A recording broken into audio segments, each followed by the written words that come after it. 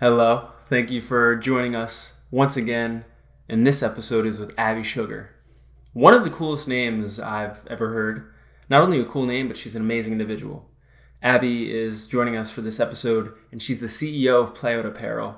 Playout Apparel is one of the only brands in the world that creates gender equal underwear.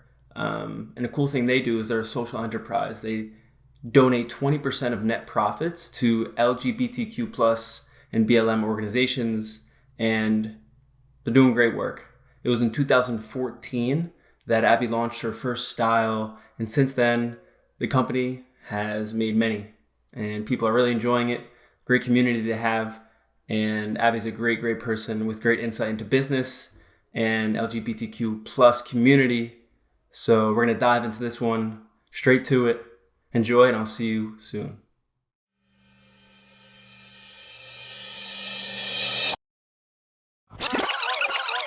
I have a dream. It's one small step for man. I am the greatest. You want something, go get it. Period. Abby, the first place I would love to start is first I got to just say much gratitude. We're finally here. I know it's been a couple weeks coming, but I'm so excited to dive in. We made it happen. I'm really excited too. Made it happen. So I would love to know where you're at currently with Playout Apparel. And then I would love to give people like an overview of what you're doing because it's so unique. And I've never heard of such a thing before. I got to know you, and then I would love to go to like square one thereafter, but I'll just give you that first one there.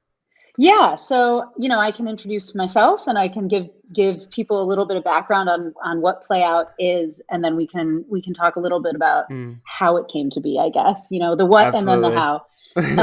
So the who and the what is, my name is Abby Sugar, and I am the founder and CEO of Playout Apparel.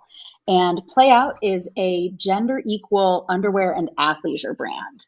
So what that means is we offer clothing to help anyone who really doesn't conform to the gender stereotype, but specifically we focus on Gen Z because that's who understands this like new conversation. It's not a new conversation. It's actually just one that people started paying attention to because I'm part of exactly. the LGBTQ plus community.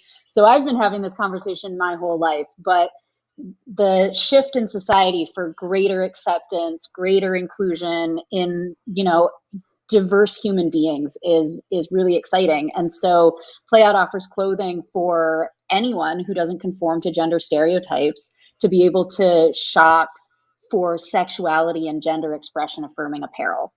So we do focus on underwear and athleisure, and we offer sustainable and ethical manufacturing, affordable price points. I like to point out because, we want to be inclusive in who can wear what we make, and inclusive sizing as well. So we go all the way from extra small to 5X, which was really important to us. And in our gender inclusion, that means that there's no gendered shopping on our site. So there's no men's or women's section. And what's really cool about this is we've gotten emails, comments on social media from people that do shop from us, that are part of our community, who say it's so ingrained in them in society to go to a store or to go to a website, and even if they're queer, even if they're gender nonconforming, the first thing they do is look for the men's or women's section. And so they're really excited when they get to our site and they notice themselves doing that. And they think, oh, I don't have to force myself into this box anymore. I can just shop by the style I want to wear. And so it's like a breath of fresh air. Exactly. And whenever we get these emails or these comments, it brings just a huge smile to my face. It's like, yes, exactly. So, people will say there's anatomical differences. Even if not, you have some queer people that want to pack or that want to tuck. And so we do offer different styles. So we have a pouch front version of our underwear and workout pants and leggings, and a flat stitched front version. So it's just by style, and wear whichever style you feel comfortable in.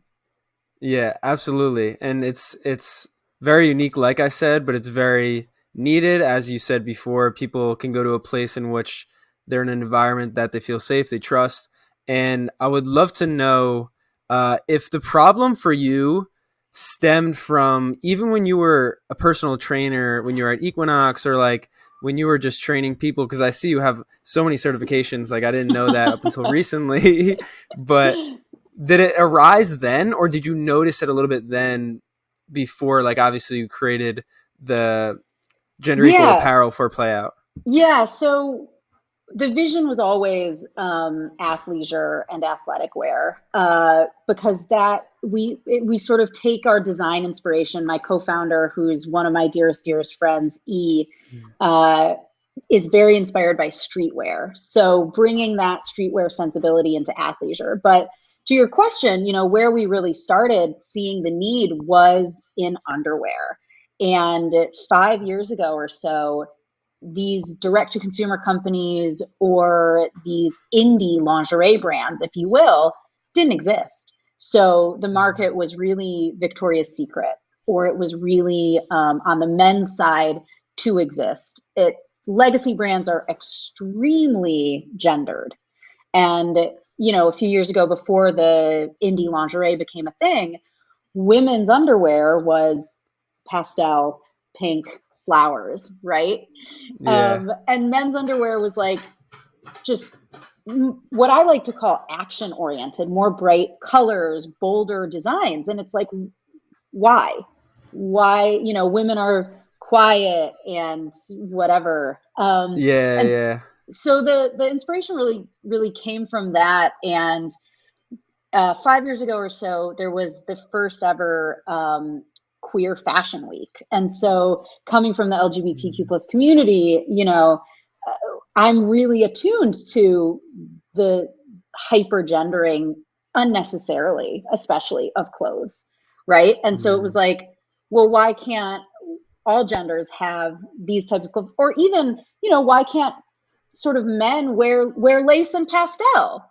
Why is it divided in this way? So that's really where the inspiration came from, the need. Yeah. So in that, yeah, exactly. Like because I'm always interested. I know there was a need for you to create this, but I was fascinated as to if like you were in this realm somewhat, and if there was any like cracks in which like you saw those needs come in. But I wanted to ask about that one fashion week you went to. Were you guys the first ever like gender equal apparel to be presented there? So gender neutral underwear specifically. So like in queer fashion Yeah. and in fashion in general, there's a lot of independent designers, right? And there's a lot of queer independent designers in the mainstream, and it's changing, thankfully. But in the mainstream, especially Project Runway and et cetera, you have a lot of gay male designers, right? But queer women or non-binary people haven't been so visible, just because society hasn't allowed them in, right? If you will, this is where inclusion comes in. And I want to ask about you in particular, like going into more of your personal side. Like, what was it like for you when you had to absolutely come out, and like what you had to go through? Yeah, so I think there's two parts to my personal journey in this community and in my business, right? So the funny thing about the business, you were asking about, athleisure and being a personal trainer. I had zero fashion experience when I decided to start a fashion company. Like it truly came from this not being available and me being my own target customer and seeing this need, right? Which I think a lot of really impressive companies come from. Yeah, which even like I know you were in creative writing. Yeah, all the great writers, they talk about like being a proxy to your audience. So like you were like you said, your target consumer and target audience for the people you wanted to help provide a solution to. Exactly. And I also sort of being queer, and that brings you to like the personal coming out or whatever. I have no other choice to just be myself. And so I think that outsider approach to fashion actually helped me. I was like, oh, I'm going to figure this out. Like my personal motto is fucking figure it out. I was just gonna bring that up. Yeah. So it's a little bit like, well, you don't have any fashion experience. Teach yourself, learn, right? And I was like many people, trying to start this business or trying to create my dream, and I still am, while working one or two other jobs, right? And it's only in the past year or two that hard work has allowed me to full-time build Play Out, right? Yeah. Well, even the best founders like Warby Parker, they started where they actually had a plan B, and Adam Grant at the time, the organizational psychologist and just a great professor at Wharton, like he even said he missed out on funding them because he was like, they're not going all in, they're not burning the boats. But it's actually reasonable to like have one in, one out. Yeah. Or you build it until you need to focus your whole time on it. Yeah, exactly. And to the point of figuring it out, I also recently saw something with Justin Can, I believe his name is, who started Twitch, and he was like, listen, my partner and I, we didn't even know how to code. Like they literally taught themselves how to code. And Twitch is like obviously an insane platform with so much developing going on behind the scenes. And for you, I was going to ask like a major misconception that you see objectively with entrepreneurship now that you've entered it. You were outside of it beforehand. Now you are within it, and you can say from like a third person perspective, like, all right, people have to make sure they do this when they're entering. So what would that be for you? Would it just be like the same thing with figure it out, or would it be another point? I think the most valuable thing is being authentic and making real connections with people. So I'm actually, we're fundraising right now because we're a startup, right? And even before I decided to do this though, like I really, really love connecting with other founders, just like, the people that you're bringing up or the lessons that we learn from other people. And it's those connections that they're excited to introduce me to their investors or something like that, right? So you can't build anything, whatever it is, whether it's a true deep tech company, whether it's an app, whether like me, it's e-commerce consumer product, right? You can't build anything in a bubble, right? Yeah. You need your community. And so there's your startup community, and you need to seek out those people, right? Like attend these days of Zoom, attend webinars, right? That you're interested in. And Clubhouse. what I do, I mean, I'm terrible at social media. So anything new, I'm like an anachronism, and I don't actually, like, I'm not on Clubhouse right now. But I'll watch Reasonable. a webinar, right? And, there was a queer women's founder webinar last summer for Pride, right? And I just looked the 3 presenters up on LinkedIn and I sent them a message. I said, thank you so much for taking the time to speak on this webinar. I would love to talk to you for 20 minutes about your founder journey, right? And it's so valuable talking to people, just like what you're doing here, building a community. And social media wise for our brand, it's all about community. It's all about authentic connection. So I don't know if you were able to check it out, but on our Instagram, twice a week, we have conversations with people in our community about important topics, right? So last week, my co-founder E was speaking with a pro-dom and queer Black sex worker about censorship on Facebook and TikTok and whatever, because you don't have to be a sex worker to experience this censorship. If we tag something LGBTQ, we get shadow banned sometimes. It's crazy.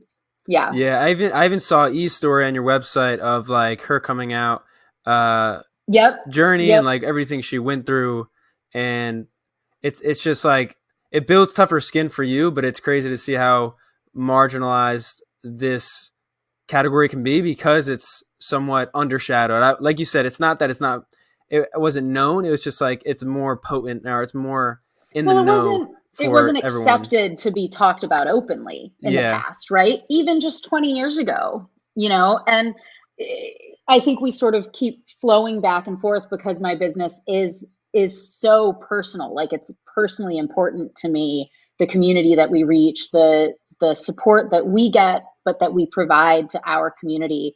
And even for me, I come from a supportive family. I came out when I was 18, but and all of these TikTok videos or these Instagram stories that you see of kids in high school or middle school even, right, who are able to come out and share these videos to support or inspire other people on the internet, right? Because their parents were okay with it, right? Or it's an easier thing.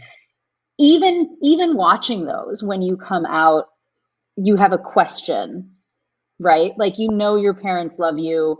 And I think sometimes if you think about it from an adult's or a parent's perspective, it's not about, being homophobic. It's more about they had a certain conception of you as growing up, right? And having a family in a certain way, which of course is changing now, right? Like gay families, gay parents, adoption, in vitro, whatever. But society has certain expectations, and they want you to have an easy life, or they want you to be happy. And so when you come out, you're changing that narrative, and it's not a little scary. It is scary. That's so true though, because one thing with communication, and even like Don Miguel Ruiz and like the Four Agreements talks about it, it's like, don't make assumptions. That's number one. Like, just gain clarity. Where with this in particular, it's like people already had preconceived notions. So it's like, how do we slowly widen the gap and just get people to understand? Yeah. I was going to ask for you in particular. I was going to ask about a customer question. I'll get to that in a sec because it's actually really important. But what do you think people can do most? If you were to say like vanish all skills, and people have to relearn the most important one right now, in particular with this category of LGBTQ plus community and accepting others, like what would that skill be for all to learn? I think you exactly hit it, to not make any assumptions about anyone. And that goes for gender, sexual orientation, race, size. Like, don't put preconceived notions or assumptions on people. Talk to them, be open to conversations. Yeah, and then talking about that, you have to talk to your customers about the apparel. You probably have to get feedback on certain things. Absolutely. What's the most surprising thing about your customers? Ooh, that's such a good question.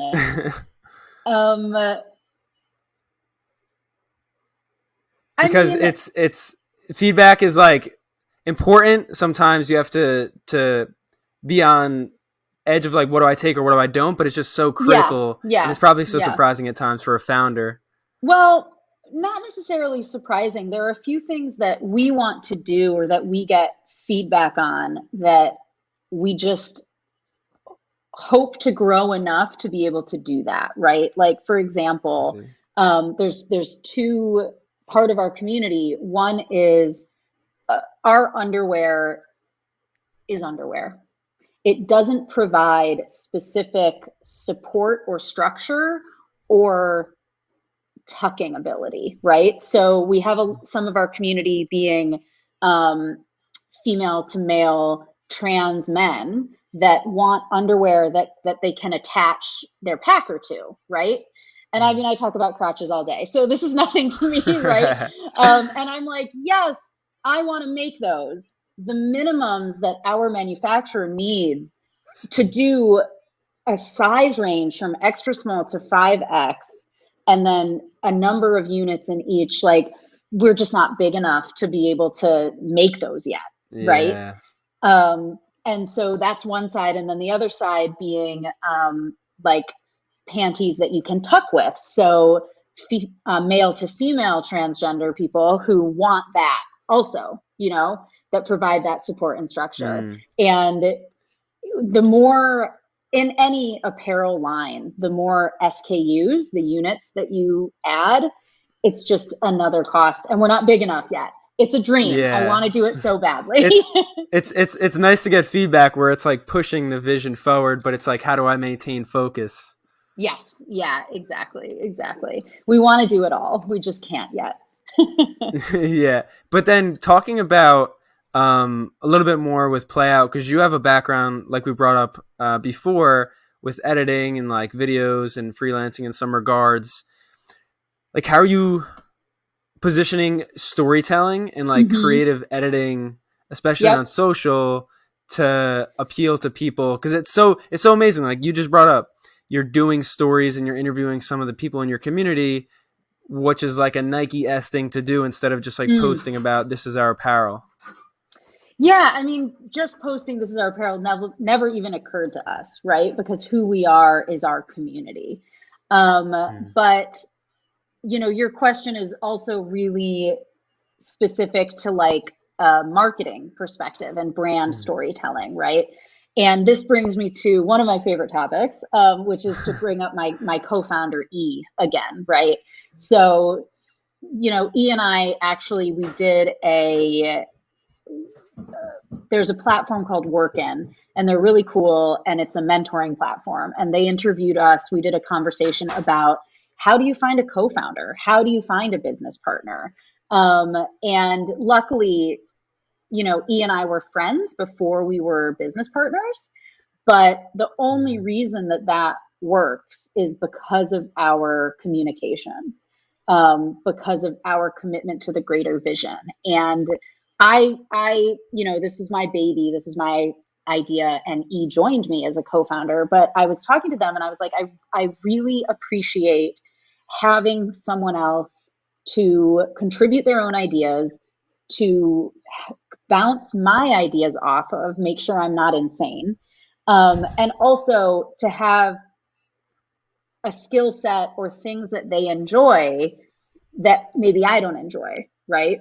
And so I was saying to them, this is my skill set. My skill set is definitely sort of financial models, business focus, logistics, operations. Personally, I hate social media. Like I am allergic to it. I don't want to use it.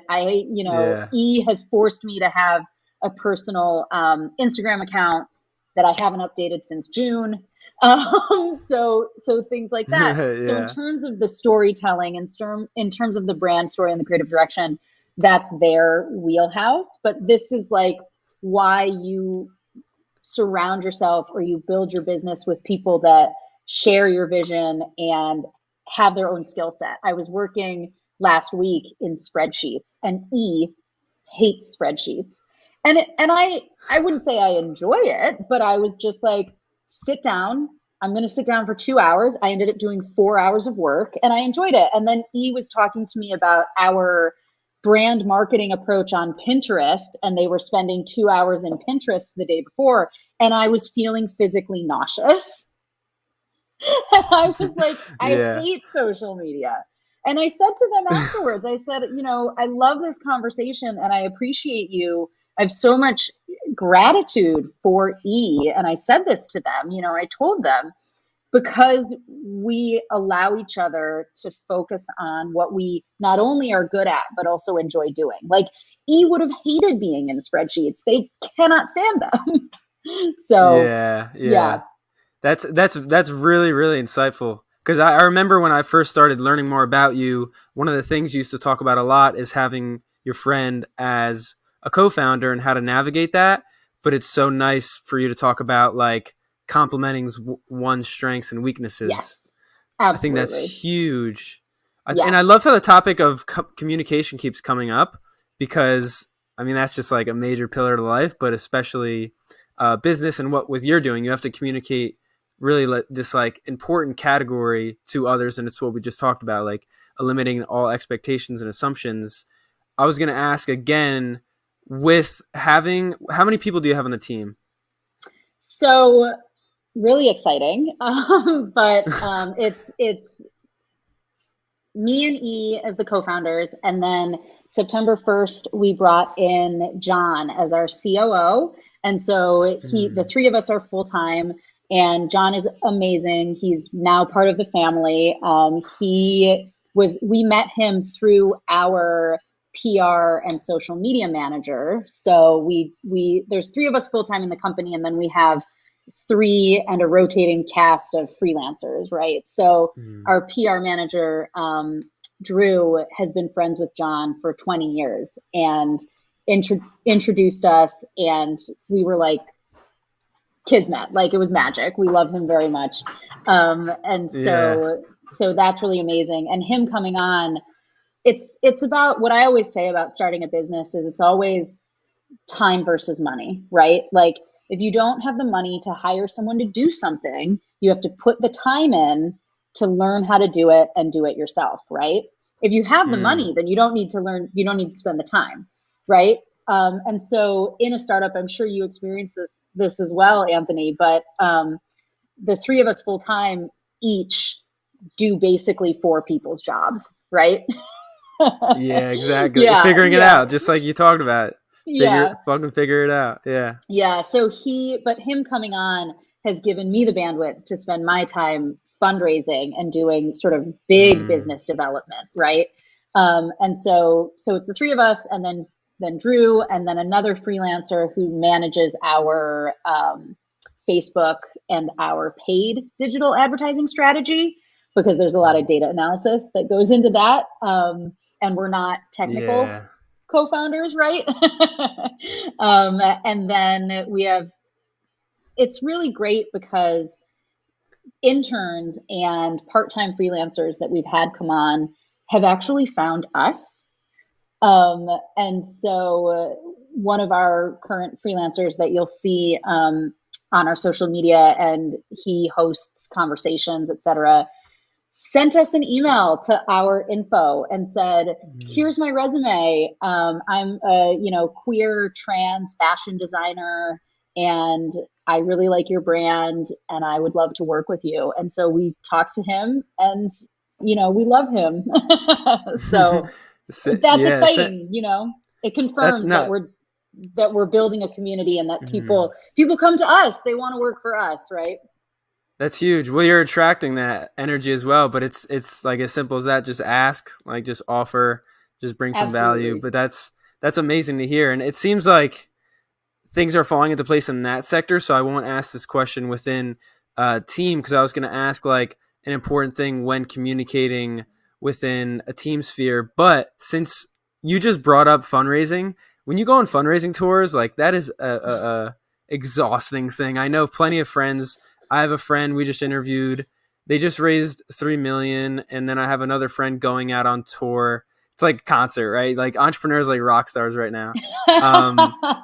It's not. It doesn't. Behind the scenes, it's harder. But he's gonna raise, and I was gonna ask, when talking to investors, you talked about how it's like relationship based. Don't seem salesy, but like, what's an important communication, maybe in one thing or like a bullet formed way of when communicating with investors, like what's most important to prioritize and like really keep top of tongue, you can say? I think that the most important thing is your authentic why. Why building this business is important for you, why you're doing it, why you're building it for the community or the customers, why they need it.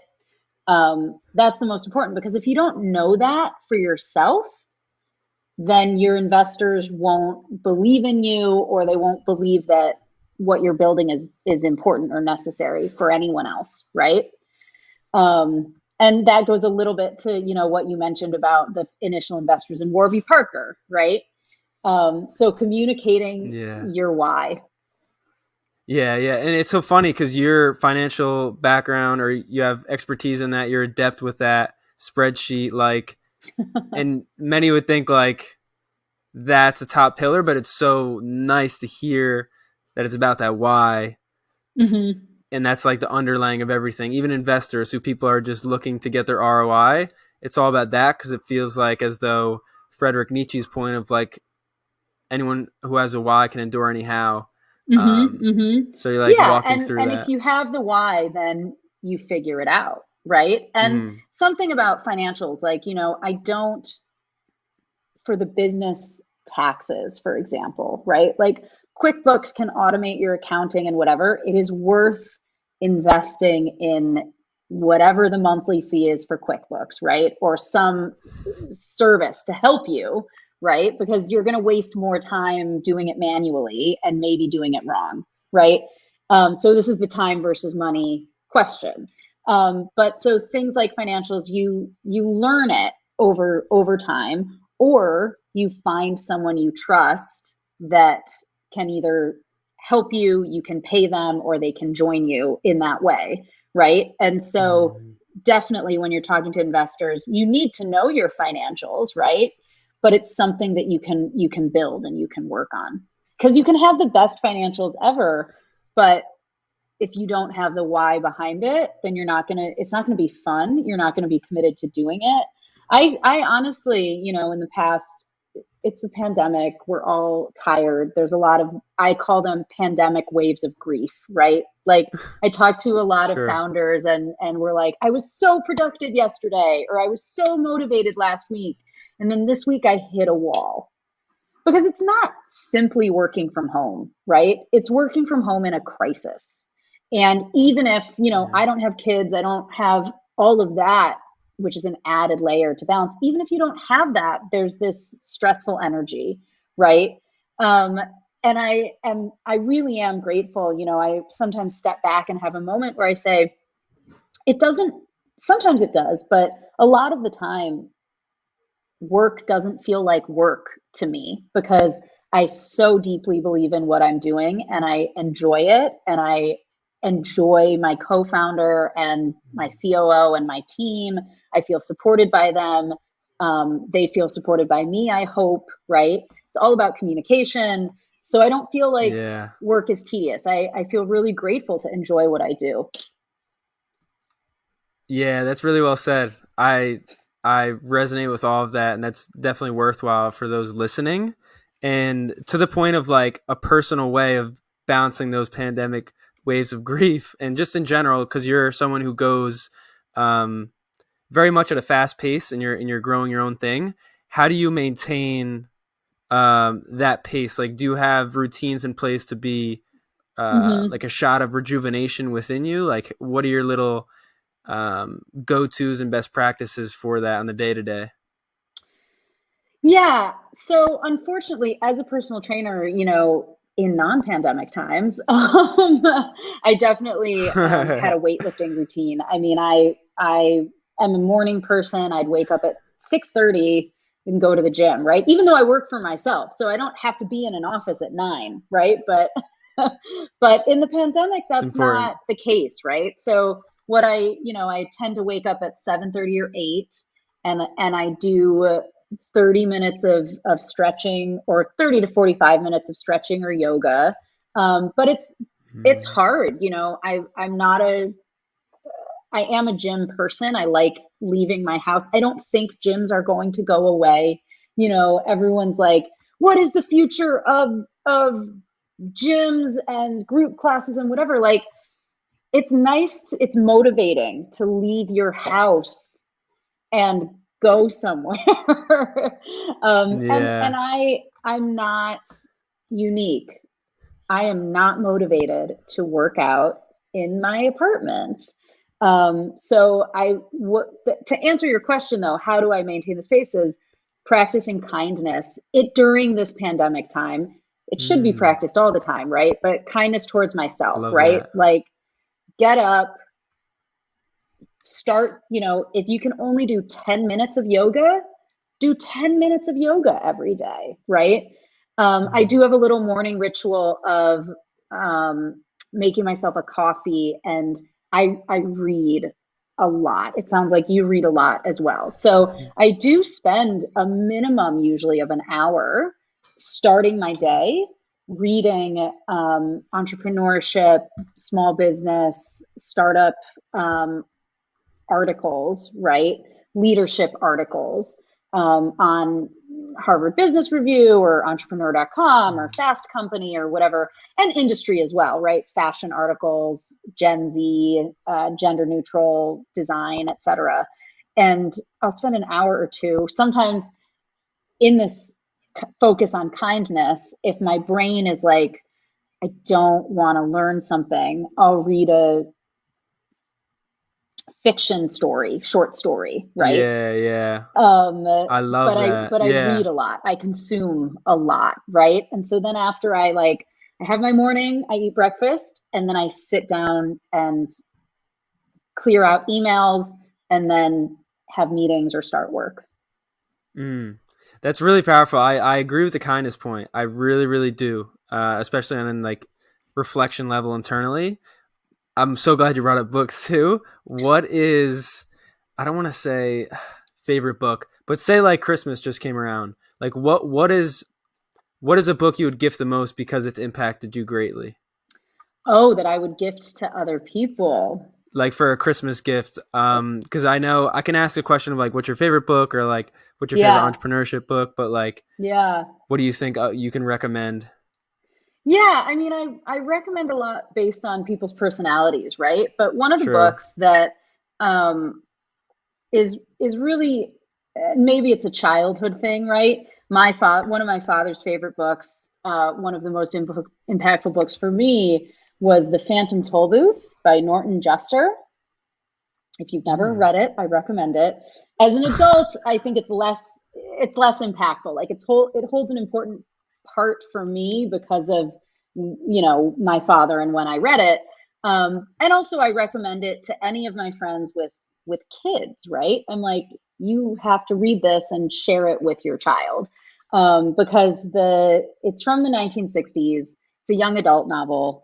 The main character, Milo, is a latchkey kid, and he comes home from school one day, and there's a toll booth, like a magical toll booth in his bedroom, and he gets in his little toy car and he drives through it, and he ends up in the land of expectations, where he has to go on a quest to rescue the princesses of rhyme and reason because they have been banished to the castle in the sky by their fathers, the kings. One is the king of Dictionopolis, who says that words are more important than numbers. And the other is the king of Digitopolis, who says that numbers are more important than words. So they've been fighting and they've banished the princesses. So anyways, it's very witty. There's a lot of play on words. I It's a love great, that.